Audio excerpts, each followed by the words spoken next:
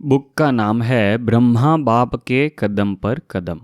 इस बुक का दूसरा पार्ट इस वीडियो में पढ़ेंगे और सुनेंगे। चैप्टर का टाइटल है फरिश्ता स्वरूप को देखने का अभ्यास। पहले फरिश्ता स्वरूप को देखने का अभ्यास करें। एक दृश्य तैयार करें कि वतन में बाबा बैठे हैं और बाबा के सन्मुख मेरा फरिश्ता स्वरूप है, जिसका स्वरूप मेरे शरीर जैसा ही है। फिर देखें उस फरिश्ता के नैन चैन, चेहरे का तेज चारों ओर फैल रहा है। बाबा के प्यार में लवलीन होकर बैठा है। ऐसे बुद्धि में बार बार मनोचित्रण करें। खुद का ही चित्र तैयार करना है बाबा के सामने। आप योग में बैठकर एक मनोचित्रण कर सकते हैं। वतन में बाबा मेरे लाइट के शरीर को भेजते हैं। यह फरिश्ता रूप मेरी ड्रेस है। ड्रेस मेरे सामने आ गई। मैं आत्मा भ्रुकुटी पर बैठे बैठे इस दृश्य को देख रही हूँ। फिर ये फरिश्ता वतन में जाता है बाबा के पास, फिर बाबा भेजते हैं मेरे पास। ऐसे फरिश्ता स्वरूप को देखने का अभ्यास करें। बाबा भी पहले संदेशी को वतन में भेजते थे और कहते थे कि जाओ बच्ची, मेरे में और फरिश्ता रूप संपूर्ण ब्रह्मा में क्या अंतर है देख कर आओ। फिर बाबा स्वयं बुद्धि के द्वारा मनोचित्रण करते थे और फरिश्ता स्वरूप का आह्वान करते थे। दूसरों को अपनेपन की भासना कैसे दें? चिंतन और साकार बाबा का अनुभव। बाबा की श्रीमत है स्वपसंद, लोक पसंद और प्रभु पसंद बनना है। स्वपसंद हम अपने पुरुषार्थ से बन सकते हैं और लोक पसंद बनना है तो दूसरों को अपनेपन की भासना दो। अगर स्वपसंद और लोक पसंद है तो प्रभु पसंद बन ही जाएंगे। दूसरों को अपनेपन की भासना देने के लिए अपनी मनोवृत्ति बेहद की चाहिए और यही वृत्ति अंदर हद की दीवार को खत्म करेगी। मेरा अनुभव कहता है कि दूसरों को अपनेपन की भासना का फीलिंग कराने के लिए सबसे पहले दूसरों के प्रति अपना स्वार्थ भरा व्यवहार बदलना होगा। दूसरों से स्वार्थ भरा व्यवहार, स्वार्थ भरे लेन देन, स्वार्थ की भाषा, स्वार्थ की दृष्टि, स्वार्थ के कर्म आदि को फूल रूप से छोड़ना पड़े, तभी कुछ संभव है। अन्यथा कुछ भी कर लो, दूसरों को अपने से अपनेपन की फीलिंग आ ही नहीं सकती। यह पक्की बात है। यह किताब जिसने लिखी है उन्होंने खुद का मंथन लिखा हुआ है। अभी आगे आता है बाबा के जीवन के प्रेरणादायी प्रसंग। बाबा ने जब शरीर छोड़ा तो एक दिन एक जमादार माता जो बाबा का बाथरूम की सफाई करती थी, वह रोने लगी कि मैं जब बाथरूम सफाई करने जाती थी तो बाबा रोज कमरे से बाहर आकर मुझे गुड मॉर्निंग करते थे। अब मुझे कौन करेगा गुड मॉर्निंग? बाबा ये नहीं देखते थे कि ये जमादार है, मगर बाबा की भावना ये थी कि ये भी मेरी बच्ची है। एक बार कहीं एक जगह पर एंटी पार्टी बहुत परेशान करती थी, तो एक भाई ने बाबा को पत्र लिखा कि बाबा ये लोग बहुत परेशान करते हैं, इनके ऊपर केस करें।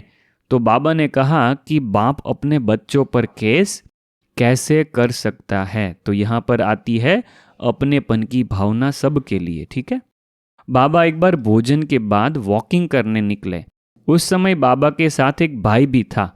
रास्ते में सामने से एक भाई आ रहा था जो अपनी संस्था का विरोधी था।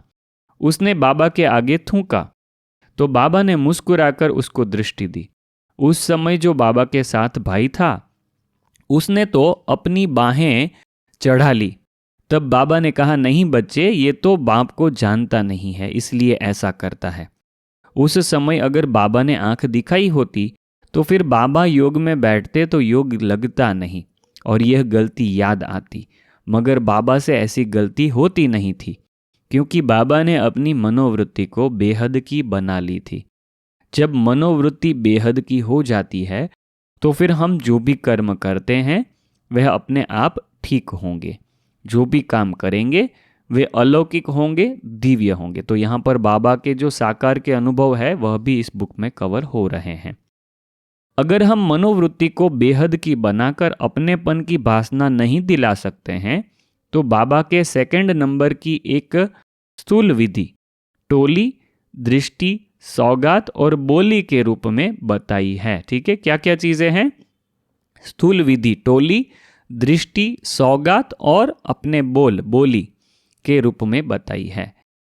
जैसे मधुबन में आते हैं तो दादी जी टोली खिलाती है, दृष्टि देती है तो समीपता लगती है, सौगात मिलती है तो साकार की भासना आती है, और बोली जैसे दादी जी पूछती थी कि सब ठीक है, रहने का प्रबंध ठीक है, खाने पीने में कोई तकलीफ तो नहीं है, तो इससे अपनापन लगता है। बाबा ने भी अपने महावाक्यों में बताया है कि आप सभी भी सेवा केंद्र पर आए तो कैसे आए? टीचर्स बहनों के आत्मिक रूहानी व्यवहार से ना। बाबा ने इस विधि के लिए तो टीचर्स बहनों को अनेकों बार मुबारकें दी है। साथ ही बाबा उनको होमवर्क भी देते हैं कि आप सबको दिव्यता की अनुभूति कराओ, जहान में दिव्य अनुभूति की लहर फैलाओ। तो यह सब चीज़ें हमें अपने जीवन में धारण करनी है। जो फरिश्ता स्वरूप देखने का अभ्यास भी बताया और दूसरों को अपनेपन की भावना कैसे दें उसकी भी विधि बताई और उसकी भावना भी चेंज करने का बताया। डबल लाइट स्थिति का अभ्यास। योग में बैठते समय ये अनुभव करें कि साकार शरीर और लाइट का शरीर दोनों कंबाइंड है और मेरे चारों ओर प्रकाश का आभा मंडल फैल रहा है और हमारे संकल्प के आधार से उसका रंग बदलता है। जब हम संकल्प करते हैं मैं परम पवित्र आत्मा हूँ तो सफ़ेद रंग का आभा मंडल फैलता है। पैदल यात्रा करते समय भी डबल लाइट स्थिति का अभ्यास कर सकते हैं। डबल लाइट के अभ्यास से सेवा करेंगे तो थकेंगे नहीं। बाबा का अभ्यास क्या था? बाबा हर कर्म डबल लाइट स्थिति में रहकर करते थे। चलते फिरते, किसी से बात करते, भोजन करते, सोते समय भी डबल लाइट स्थिति में ही बाबा रहते थे। अलग अलग अनुभव करने के लिए अभ्यास करने की विधि। आत्मा का अभ्यास लिखने से होता है। जैसे बाबा लिखते थे, मैं आत्मा हूँ, मैं आत्मा हूँ। आत्मा का अनुभव आत्मिक दृष्टि से होता है। आत्मिक दृष्टि का अभ्यास अटेंशन से होता है। डबल लाइट का अनुभव निमित्त भाव से होता है। बहुत इंपॉर्टेंट, डबल लाइट का अनुभव निमित्त भाव से होता है। फरिश्ता स्वरूप का अनुभव निरंतर अभ्यास करने से होता है। बाबा से संबंधों का अनुभव स्नेह की शक्ति के आधार से होता है। बीज रूप स्थिति का अनुभव आत्मिक बल से होता है। बाबा के महावाक्य क्या है इस बारे में? मनसा सेवा मनोबल के आधार से ही होती है। मनसा सेवा मनोबल के आधार से ही होती है और मनसा सेवा से महादानी बन जाएंगे। वाचा सेवा विशेषता के आधार से होती है। हमारे में विशेषता है तो हम वाचा सेवा कर सकेंगे और वाचा सेवा से महिमा योग्य बनेंगे। ठीक है, दोनों में बहुत अंतर है। मनसा सेवा से महादानी बनेंगे। ठीक है, तो वाचा सेवा से भी एक स्टेप आगे है। वाचा सेवा से क्या बनेंगे? महिमा योग्य बनेंगे। आपकी महिमा होगी कि यह भाई या यह बहन बहुत अच्छा ज्ञान सुनाते हैं, मगर उसका महिमा योग्य बनने से कनेक्शन है। और महादानी बनना वह एक अलग लेवल है, दूसरा लेवल है मनसा सेवा से। तो पहला लेवल है महिमा योग्य और दूसरा लेवल मतलब लास्ट लेवल है महादानी बनना, वो होगा मनसा सेवा से। और तीसरा जो है वो बताया है कर्मणा सेवा। तो कर्मणा सेवा भावना के आधार से होती है। हमारी भावना अच्छी होती है कि सेवा करें, यज्ञ में कुछ सेवा करें, कुछ भी प्रकार से तन मन धन कुछ भी कर सकते हैं, तो यह हमारी भावना से होती है। तो कर्मणा सेवा भावना के आधार से होती है और कर्मणा सेवा से दुआओं के पात्र बनते हैं। हम कर्मणा सेवा कुछ भी करते हैं तो दूसरों की दुआएं प्राप्त होती है। ठीक है, तो तीनों प्रकार की सेवा यहाँ पर बताई। जहाँ पर बाबा ने महावाक्य बताए हैं उसका यहाँ पर वर्णन आया है। अभी आगे का जो चैप्टर है वह है फरिश्ता स्वरूप का अभ्यास। इस अभ्यास में सूक्ष्म वतन में कोई एक दृश्य तैयार करके अपने हिसाब से अभ्यास कर सकते हैं। अभ्यास अपने सामने फरिश्ता स्वरूप को इमर्ज करें अथवा इस शरीर से फरिश्ता बाहर निकल रहा है धीरे धीरे यात्रा करे। सूर्य, चांद, सितारे, बादलों को पार करते जा रहा हूँ। डायरेक्ट सूक्ष्म वतन को भी इमर्ज कर सकते हैं। वतन में जाकर पहले हम वतन का ही आनंद लेंगे, जैसे कि पूरा वतन सफ़ेद सफ़ेद दिखाई दे रहा है। मैं फरिश्ता गहरी शांति की श्वास ले रहा हूँ। बहुत दूर एक पहाड़ी दिखाई दे रही है और मैं फरिश्ता उस पहाड़ी की ओर जा रहा हूँ। उस पहाड़ी पर बाबा बैठे हुए दिखाई दे रहे हैं। मैं फरिश्ता और तेजी से आगे बढ़ रहा हूँ। अब मैं बाबा के बिल्कुल सन्मुख पहुँच गया हूँ और बाबा के नैनों से स्नेह छलक रहा है। अब मैं भी बाबा के प्यार में लीन हो गया हूँ। फिर बाबा नैनों से धीरे से इशारा कर रहे हैं, आओ बच्चे, बाप की गोद में आओ। अब मैं फरिश्ता बाबा की पावन गोद में लेटा हुआ हूँ और बाबा का वरदानी हाथ मेरे सिर पर है। तो यह अनुभव हम सोते समय भी कर सकते हैं। बहुत अच्छे अनुभव हम कर सकते हैं। संस्कार परिवर्तन की पॉइंट। संस्कार सिर्फ संकल्प तक है तो जल्दी परिवर्तन हो जाता है, और वाणी तक आ गया तो थोड़ा टाइम भी लगता है, और कर्म में आ गया तो ज़्यादा टाइम लग सकता है। संस्कार परिवर्तन आत्मा की विल पावर पर आधारित है। सूरज भाई जब शुरू में मधुबन आए थे तो पहले हर मास एक प्रतिज्ञा करते थे और जीवन में प्रैक्टिकल धारण कर लेते थे। उन्होंने मधुबन में आते ही पहली प्रतिज्ञा की थी कि मुझे सुनी सुनाई बातों के प्रभाव में नहीं आना है। तो मधुबन में रहने वाले भी इस चीज़ को खास ध्यान दें कि सुनी सुनाई बातों पे प्रभाव में नहीं आना है। हो सकता है सुनी सुनाई बातों में आधा सत्य भी हो सकता है, आधा असत्य भी हो सकता है, पूरा भी असत्य हो सकता है या पूरा सत्य भी हो सकता है, मगर उसके प्रभाव में नहीं आना है, क्योंकि हर एक का अपना अपना पार्ट अलग है। दूसरी प्रतिज्ञा थी, मुझे यज्ञ से कुछ भी मांगना नहीं है, जो मिले उसमें संतुष्ट रहना है। उनकी तीसरी प्रतिज्ञा थी, मुझे अपने बोल पर कंट्रोल रखना है। ऐसे प्रतिज्ञा करते गए और उसका स्वरूप बनते गए। शिव बाबा ने हमको बहुत बार मुरलियों में कहा हुआ है कि रोज़ एक पॉइंट के ऊपर अभ्यास करो, एक शक्ति के ऊपर अभ्यास करो, एक गुण के ऊपर अभ्यास करो। मगर यह चीज़ भी कर सकते हैं, करना है तो, कि एक हफ्ता पूरा एक गुण के ऊपर अभ्यास करें या एक पूरा मास एक ही चीज़ का अभ्यास करें, ऐसा भी कर सकते हैं। वही चीज़ को प्रैक्टिकल में लाएंगे तो वह भी बहुत अच्छी बात हो सकती है, जैसे सूरज भाई का उदाहरण दिया यहाँ पर। जानकी दादी जी को एक बार प्रश्न उत्तर के क्लास में किसी ने प्रश्न पूछा कि दादी जी, आपने ऐसा कौन सा पुरुषार्थ किया जो इस स्थिति को प्राप्त किया? दादी जी ने बताया कि जैसे जैसे स्थिति बदलती जाती है वैसे वैसे पुरुषार्थ भी बदलता जाता है। एक पुरुषार्थ मेरे जीवन में बहुत लंबे समय तक चला था, करीब 20 साल तक, और वह था हर गुरुवार को मैं एक प्रतिज्ञा करती थी और बाबा को पत्र में लिख कर देती थी। दादी जी की विल पावर इतनी थी जो हर हफ्ते एक प्रतिज्ञा करके उसको प्रैक्टिकल धारण कर लेती थी। तो यह दादी जी ने एक हफ्ते का अभ्यास किया था 20 साल तक। तो जैसे सूरज भाई ने एक मास का अभ्यास किया, एक ही चीज़ को एक मास तक फॉलो किया और उसको पक्का कर दिया, वैसे दादी जानकी जी का 20 साल का अभ्यास था। एक एक हफ्ते के लिए एक एक पॉइंट का अभ्यास करते थे। तो हम हमारे जीवन से भी अगर कुछ निकालना चाहते हैं, कुछ बुराइयों को छोड़ना चाहते हैं, तो ऐसे एक हफ्ते का या एक महीने का अभ्यास कर सकते हैं। तो दादी जी की विल पावर इतनी थी जो हर हफ्ते एक प्रतिज्ञा करके उसको प्रैक्टिकल धारण कर लेती थी।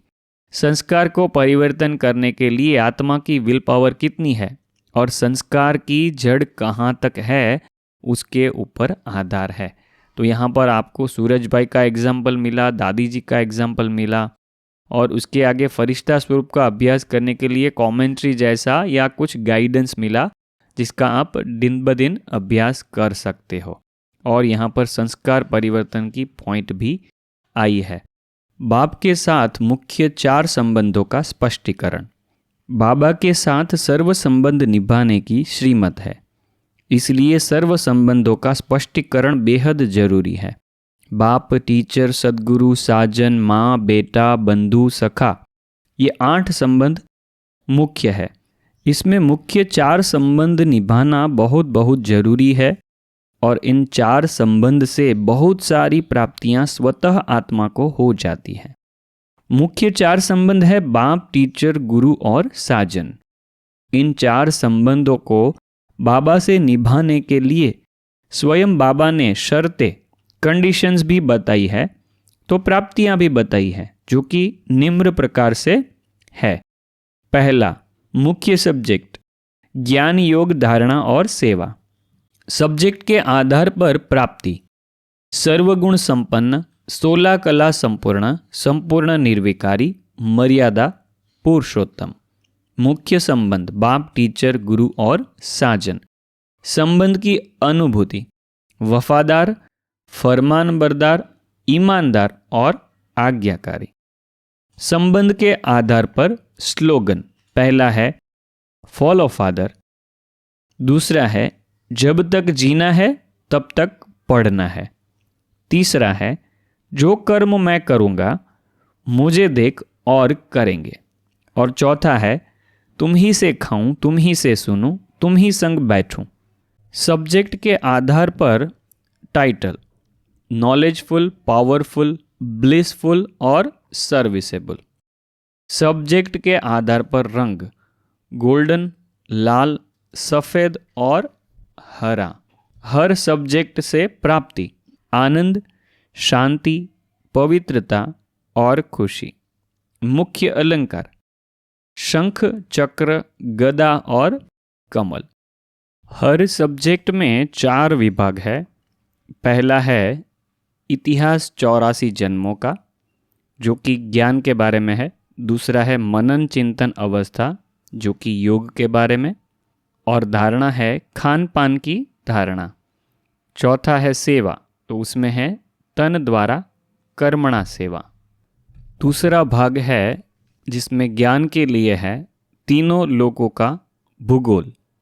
योग के लिए है रूह रूहान अवस्था, जैसे पहले में आया था मनन चिंतन अवस्था, इसमें योग के लिए आया है रूह रूहान अवस्था। तीसरा है धारणा, जो गुणों की धारणा के बारे में है, और चौथा है सेवा, जो मन द्वारा मनसा सेवा। और एक विभाग बताया है गणित अर्थात कर्मों की गुह्य गति, यह ज्ञान का पार्ट है। मगन अवस्था है, वह योग का पार्ट है। कला शक्ति की धारणा, और चौथा है धन द्वारा सेवा में सहयोग। चौथा एक विभाग है जिसमें दृष्टि की भाषा के बारे में ज्ञान। दूसरा बीज रूप अवस्था, यह योग की अवस्था है। धारणा है विभिन्न स्वरूप की धारणा, और सेवा के बारे में है संबंध संपर्क द्वारा ईश्वरीय सेवा। ज्ञान, योग, धारणा और सेवा की संपन्नता अर्थात सर्वगुण संपन्न, 16 कला संपूर्ण, संपूर्ण निर्विकारी, मर्यादा पुरुषोत्तम, डबल अहिंसक, अहिंसा परमो धर्म। डिग्री है नारी से श्री लक्ष्मी और नर से श्री नारायण पद की प्राप्ति। तो इतना इस पार्ट के लिए हम स्टॉप करते हैं इसमें कवर करके, और आगे का जो पार्ट है अगले पार्ट में कवर करेंगे। तो यह बुक आपको कैसी लग रही है आप कमेंट में बताएंगे, वीडियो को लाइक करेंगे तो हमको समझ में आएगा कि सबको पसंद आ रही है, तो इसको कंटिन्यू आगे कर सकते हैं। तो आगे का जो पार्ट है वह तीसरे पार्ट में कवर होगा। ओम शांति।